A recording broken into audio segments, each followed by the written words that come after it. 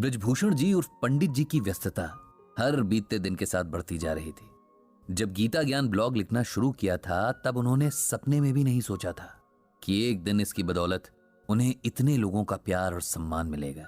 लोग अपने जीवन की परेशानियां उनसे बांटने लगे, उनसे उम्मीद करते कि पंडित जी का ज्ञान यानी कि गीता ज्ञान उनकी परेशानियों में रास्ता दिखा सकता है। पंडित जी को सबसे ज्यादा खुशी इस बात की थी कि लोग गीता की तरफ लौट रहे थे और उनके पाठकों में हर उम्र के लोग थे।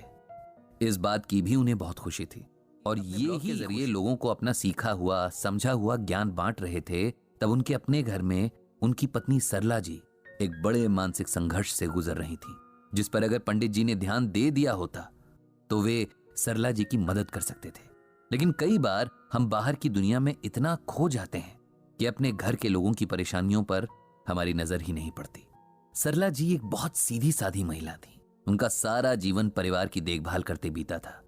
पति और बच्चों, रिश्ते नातों का ख्याल रखने में उन्होंने कभी ना अपने बारे में सोचा न अपना ख्याल रखा। अब जब सब अपनी अपनी जिंदगी में व्यस्त थे, बच्चे अपनी नौकरियों में इतने व्यस्त थे कि पूरे दिन में एक बार भी अपनी मां से बात करने का समय नहीं निकाल पाते थे।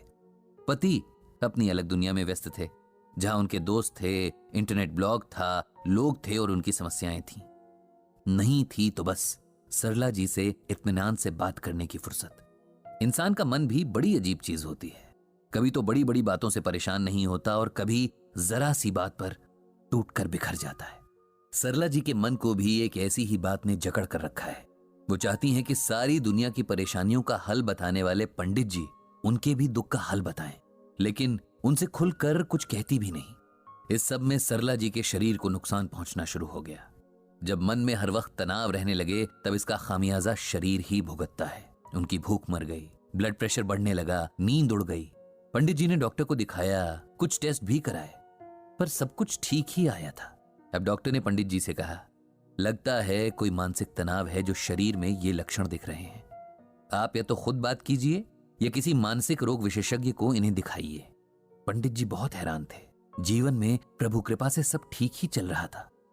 ऐसी कोई बात तो उनकी जानकारी में नहीं थी जो सरला जी को इस हद तक परेशान करती कि वे बीमार रहने लगे।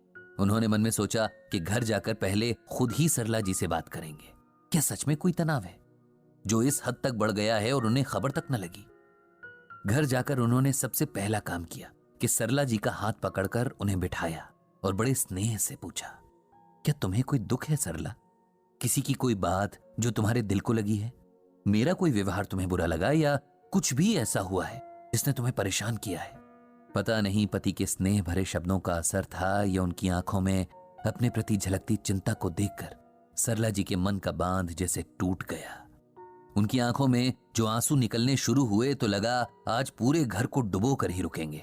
पंडित जी ने सरला जी को रोका नहीं, रोने दिया, लेकिन मन ही मन उन्हें खुद पर बहुत गुस्सा भी आया कि सारी जिंदगी उनके साथ हर सुख दुख में खड़ी रहने वाली, उनकी हंसी हंसने वाली, उनके आंसू रोने वाली पत्नी जाने किस कष्ट में है और उन्हें पता तक नहीं।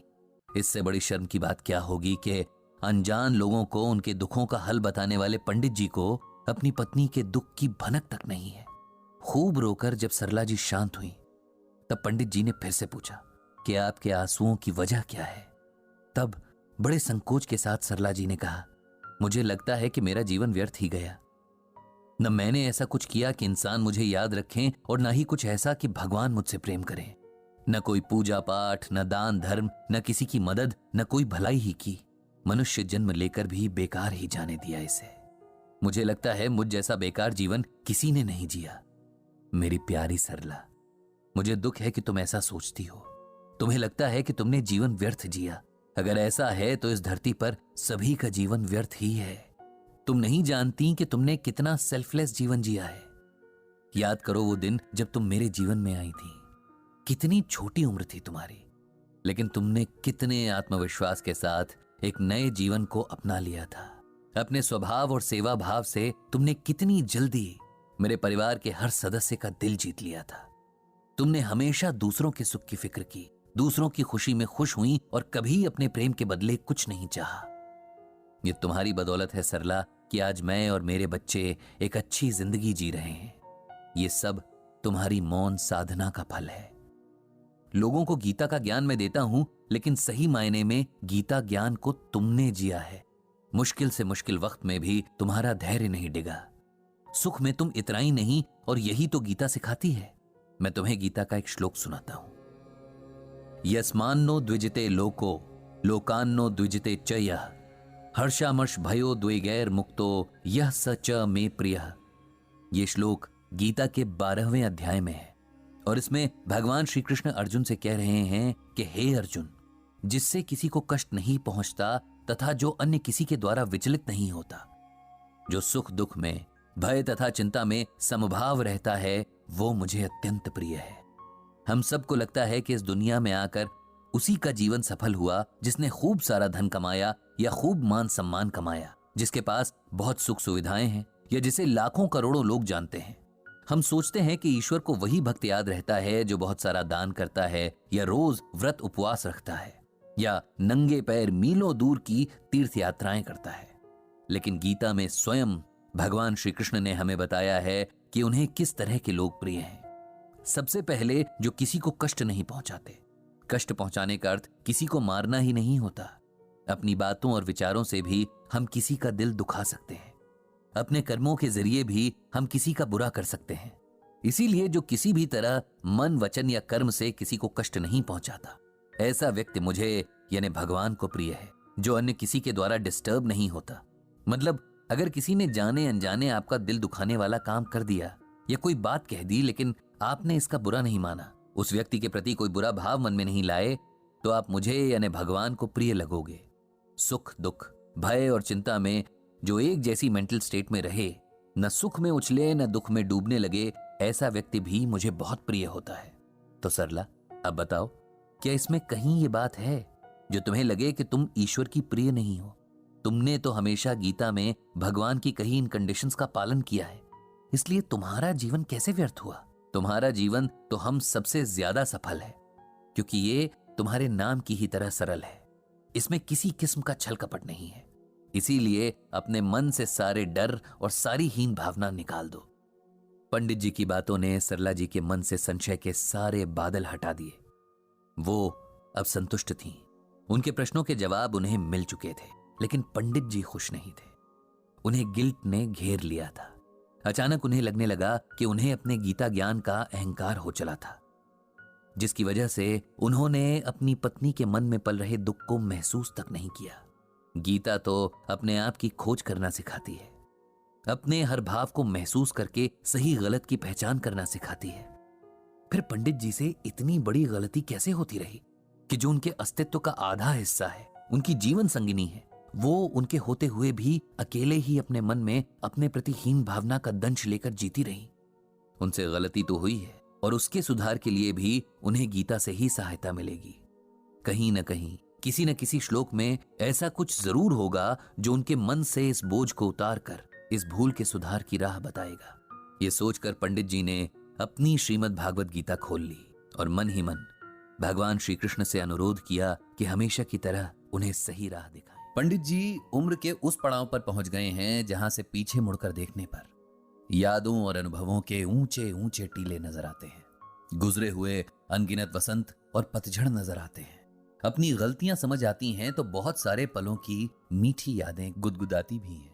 अब पंडित जी सोचते हैं कि अगर वक्त रहते जिंदगी की समझ और जीने का सलीका आ गया होता तो शायद और बेहतर तरीके से जी लेते। लेकिन जो बीत गया उसका क्या कर सकते हैं। अब तो जो और जितना बचा है उसी को संभाल के सही से रख लें तो सुकून से आंखें बंद कर पाएंगे। इधर उनके ब्लॉग के जरिए कई तरह के लोग उनसे जुड़ रहे हैं। कई दूसरे ब्लॉगर्स भी संपर्क में आने लगे हैं जो बिल्कुल अलग विषयों पर लिखते हैं। पंडित जी को नए नए लोगों से ये जुड़ाव और उनके जरिए मिलने वाली जानकारियां काफी भा रही हैं। उनके मित्र ब्लॉगर्स ने एक योजना बनाई कि क्यों ना सभी लोग वास्तविक दुनिया में भी मिलें, एक दूसरे से परिचित हों, क्योंकि अभी तक वे सिर्फ एक दूसरे को इंटरनेट से ही जानते थे। लगभग सभी को यह विचार बहुत पसंद आया। तय हुआ कि एक खास दिन पर एक शहर तय करके सब वहां पहुंचेंगे और एक मिलन समारोह किया जाएगा। पंडित जी भी इस कार्यक्रम में पत्नी के साथ शिरकत करने के लिए बहुत उत्साहित थे। उनके शहर से एक युवा ब्लॉगर भी थे जिन्हें इस कार्यक्रम के लिए निमंत्रण मिला था और वे पंडित जी के साथ ही ट्रेन से इस कार्यक्रम के लिए जाने पंडित जी की तरफ आते हैं। जब पंडित जी इस महाशय से रेलवे स्टेशन पर मिले तो उन्होंने बड़ी गर्मजोशी से पंडित जी का अभिवादन किया। इस युवक का नाम रोहित था। पंडित जी और उनकी पत्नी को भी इस जोशीले लेकिन सभ्य युवा से मिलकर खुशी हुई। ट्रेन में बैठते ही जो रोहित की बातें शुरू हुई तो सीधे कार्यक्रम स्थल पर पहुंचकर ही खत्म हुई। इन बातों में उसकी अब तक की जीवन कथा से लेकर उसकी अब तक की तमाम उपलब्धियों की दास्तान भी थी। रोहित ने अपनी कहानी कुछ इस तरह से सुनाई। रोहित का जन्म एक मध्यम वर्गीय परिवार में हुआ था, जहां बहुत तंगी तो नहीं थी लेकिन हर खर्च बहुत सोच समझकर होता था। बकौल रोहित वो पढ़ाई में बहुत तेज था और छोटी उम्र से ही ट्यूशन पढ़ाने लगा था। उसका कहना था कि उसने अपनी पढ़ाई का खर्च एक उम्र के बाद खुद ही उठाया था। फिर उसने स्कूल से निकलकर पढ़ाई छोड़ दी क्योंकि उसे लगता था कि कॉलेज की पढ़ाई इंसान को सिर्फ किताबी ज्ञान दे सकती है, जिंदगी जीने का हुनर नहीं सिखाती। इसीलिए उसने छोटी छोटी नौकरियां करना शुरू किया और दुनिया में जीने के तौर तरीके सीखने लगा।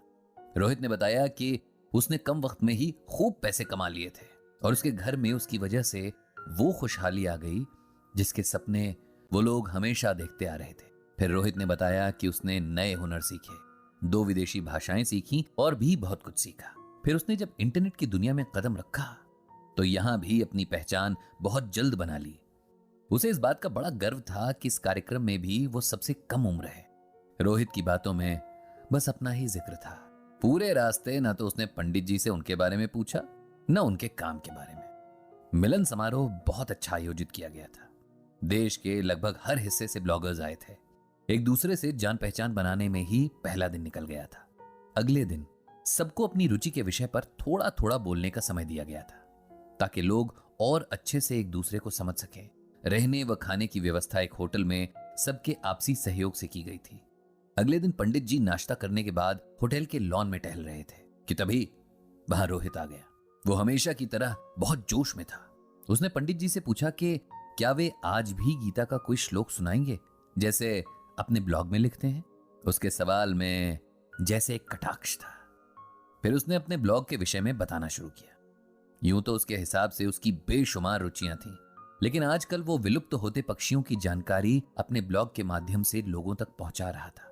उसके ख्याल में इस दौर में अब लोगों को आध्यात्मिकता की जगह व्यवहारिक ज्ञान की जरूरत थी। पंडित जी ये सब सुनकर बस मुस्कुराते रहे क्योंकि उन्हें एक बात समझ में आ गई थी कि रोहित को अपनी नासमझी की वजह से अहंकार हो गया है। अपनी उपलब्धियों पर खुश होना सबका अधिकार है, लेकिन अपने आगे बाकी लोगों को तुच्छ समझना या उन्हें कमतर होने का एहसास करवाना अहंकार कहलाता है, जो कि मनुष्य जाति के सबसे बुरे गुणों में से एक है। इसीलिए पंडित जी को लगा कि रोहित को इसका एहसास करवाया जाना जरूरी है ताकि वो समय रहते इस अवगुण के जाल से बाहर निकल सके और अपनी प्रतिभा का सही उपयोग कर सके। कार्यक्रम शुरू हुआ और हर वक्ता के पास बोलने को कुछ बेहतरीन था। किसी के पास गांव देहात के किस्से तो किसी के पास किताबों की दुनिया की जानकारी, कोई कानून का ज्ञाता तो कोई कवि, किसी के पास दुनिया घूमने के अनूठे अनुभव तो किसी के पास इतिहास की गहरी जानकारी। हर कोई अलग अलग संघर्षों से तप कर बना हुआ जिसे वो बयां नहीं कर सकते थे, लेकिन सब जानते थे कि बिना जीवन के उतार चढ़ाव देखे लोग इतने अनुभव नहीं समेट सकते। इसी तरह पंडित जी की भी बारी आ गई।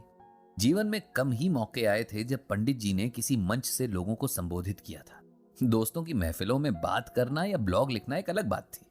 यहां एक अलग ही संकोच उन्हें महसूस हो रहा था, लेकिन उन्होंने साहस करके बोलना शुरू किया। संबोधन के बाद जो उन्होंने कहा वो इस तरह से था। आप सबके अनुभवों और जानकारियों को सुनते हुए मैं खुद को बहुत खुशकिस्मत मान रहा हूं कि आज यहां आपके बीच बैठा हूं। मेरे पास बताने को कोई किस्सा नहीं कि आप लोग हैरान हो, न कोई जानकारी कि आपको चकित कर सकूं। मैंने अभी तक एक बहुत साधारण सी जिंदगी जी है जिसमें दाल रोटी की फिक्र और जिंदा रहने की जद्दोजहद है। रुचि के नाम पर बस एक ही है कि पढ़ने का शौक रहा, जो उम्र के साथ धार्मिक किताबों की तरफ ज्यादा हो गया। जो थोड़ा बहुत सुना, पढ़ा और समझा वो सबके साथ बांट लिया। ये तो आप जैसे लोगों का बड़प्पन है कि मेरे अधकचरे ज्ञान को भी सम्मान दिया और अपने बीच उठने और बोलने का मौका दिया। इसके लिए मैं आप सभी का शुक्रगुजार हूं। अब क्योंकि सभा का नियम है कि अपनी रुचि के विषय से कुछ सुनाना जरूरी है, तो मैं श्रीमद् भगवद गीता का यह श्लोक आप सबको सुनाना चाहता हूं। प्रकृतेः क्रियमाणानि गुणैः कर्माणि सर्वशः अहंकार विमूढ़ात्मा कर्ताहम इति मन्यते। इस श्लोक का अर्थ यह है कि संसार की सभी गतिविधियों को प्रकृति के गुणों द्वारा किया जाता है, लेकिन अज्ञान में आत्मा शरीर के साथ झूठी पहचान से बहकती है, खुद को कर्ता मानने लगती है।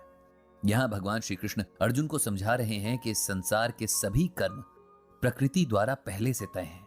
कौन क्या करेगा, कैसे करेगा, यह प्रारब्ध में बहुत पहले लिखा जा चुका है। ऐसे में जब आत्मा को लगता है कि यह सब उसके द्वारा हो रहा है, तब वो अहंकार से ग्रस्त हो जाती है, जबकि ये अज्ञानता की निशानी है। हम जीवन में क्या करते हैं, क्या नहीं, इसके प्रति सजग होने और अहंकारी होने में बहुत फर्क है। अपने कर्म के प्रति सजग होना हमें सफलता और शांति देता है, लेकिन उसके प्रति अभिमान या अहंकारी होना हमें दुख देता है, अपमानित भी करवाता है। यह जीवन का ऐसा सच है जो यदि हम समय रहते समझ लें तो कई दुखों से बच सकते हैं। प्रकृति से हम इसके अनेक उदाहरण सीख सकते हैं। जितना ज्यादा फलों से भरा पेड़ होगा, उसकी टहनियां उतनी ही झुकी होंगी। विनम्रता सबसे बड़ा गुण है, यह हमें सही मायनों में इंसान बनाती है। पंडित जी द्वारा इस श्लोक की सुंदर व्याख्या सुनकर सबका मन प्रसन्न हो गया। शायद रोहित को भी उसके अहंकार का एहसास हो गया। यह हो सकता है ना भी हुआ हो, लेकिन जिसने भी इस श्लोक को एकाग्रता से सुना, इसका अर्थ और संदेश समझ गया था। इस तरह बहुत सारे अनुभवों और ज्ञान के साथ ये मिलन समारोह समाप्त हुआ। वापसी में रोहित एक बार फिर पंडित जी के साथ ही था, लेकिन इस बार वो उनसे गीता ज्ञान समझाने का आग्रह कर रहा था। पंडित जी ने मन ही मन भगवान श्री कृष्ण और भागवत गीता को प्रणाम किया और सबकी बुद्धि प्रकाशित कर